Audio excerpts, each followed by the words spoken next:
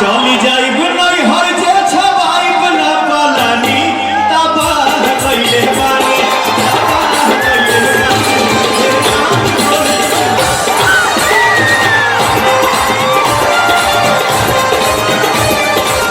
चली जाइब नहीं हर जे छवाइब ना पालानी चली जाइब नहीं हर जे छवाइब ना पालानी तबाह कइले बानी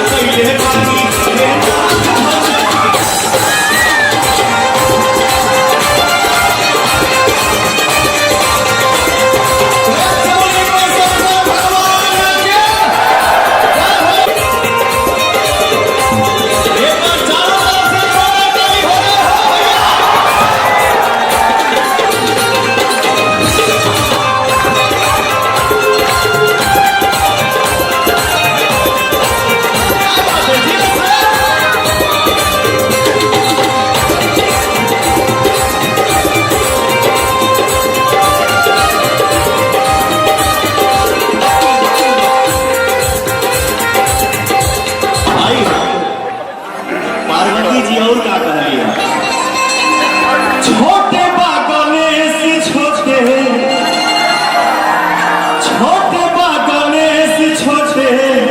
बाटे करते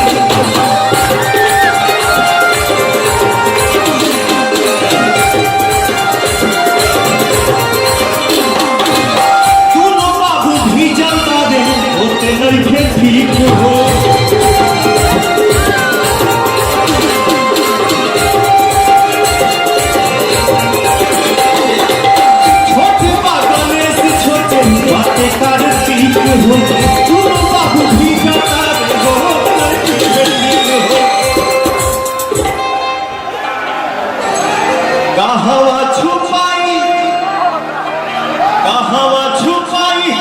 चारों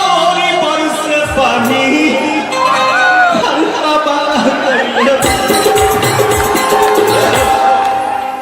कहवा छुपाई चारों ओरी बरस पानी देखिए हम देखे के चाहतानी की एनर्जी केने जाता बा देवघर नगरी में कैमरा के बाएं नहीं कैमरा के राइट और कैमरा के लेफ्ट एनर्जी किधर जाता है हो भैया यहाँ की यहाँ इधर ज्यादा लग रहा है फिर से बताइए एनर्जी किधर जा रहा है हो भैया कहवा छुपाई चारों ओर बरसे पानी अभी आप लोग मत बजाइए जाए अभी यहाँ के हम देखे के चाहते हैं जितना भैया चाचा लोग बड़ा जा नाथ भोले कितना एनर्जी आ जा रहा है भैया लेकिन शंकर भगवान के छत्र छाया में हमनी के बैठल बानी जा खड़ा बानी जा यह एनर्जी चारों तरफ से एक बार हो जाए जब कैमरा में रिकॉर्ड हो जाए कि पूरा दुनिया देखे हो भैया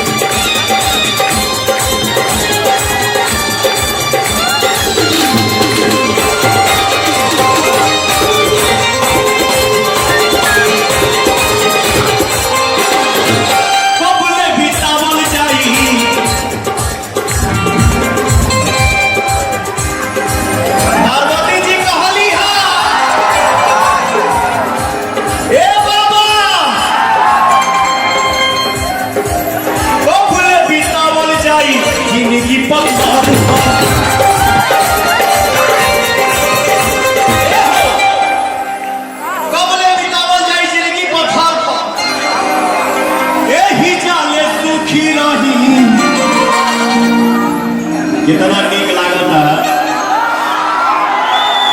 कि हमारा भाईवन के बीच में बैठल बने एगो चाचा जी चाचा जी का वहीं से करता है ऐसे ऐसे कैमरा में थोड़ी देख लीजिए ऐसे ऐसे करता है जियो चाचा एक चाचा के नाम जोरदार ताली हो जाए हो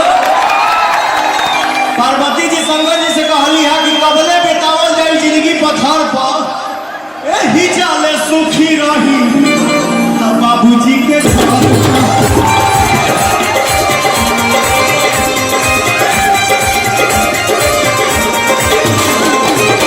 अपने बितावल जाई जिंदगी पत्थर पर एही जाले सुखी रही बाबूजी के घर हमारा के छोड़ी अब बेटन खाती कहतानी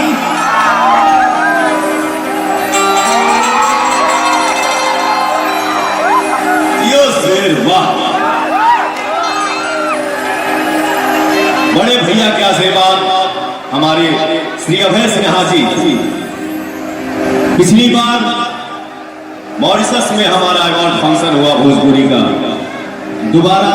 दुबई में हुआ और इस बार हम लोग इस महीने के लास्ट में लंदन जा रहे हैं भोजपुरी का अवार्ड फंक्शन करने के लिए। भोजपुरी के सारे सितारे वहां पे जगमगाएंगे, वहीं से हिलेंगे हिलाएंगे सबको दुनिया में हो भैया। तो ये हमारे बड़े भैया अभय सिन्हा जी का आशीर्वाद है। भोजपुरी को हमेशा आगे बढ़ाने का सोच अपने दिल में रखते हैं और अवार्ड फंक्शन के साथ रउआ सबके छोट भाई के लंदन में भोजपुरी फिल्म की शूटिंग भी होता पहली बार। तो एक आशीर्वाद दे दीजिए आप लोग अपने भाई को। ये हमारे भोजपुरी के लिए गर्व की बात है, सम्मान की बात है। जय हो। हमारा के छोड़ी बेटन खाती कहतानी, हमारा के छोड़ी बेटन खाती कहतानी। अरे तब से पहले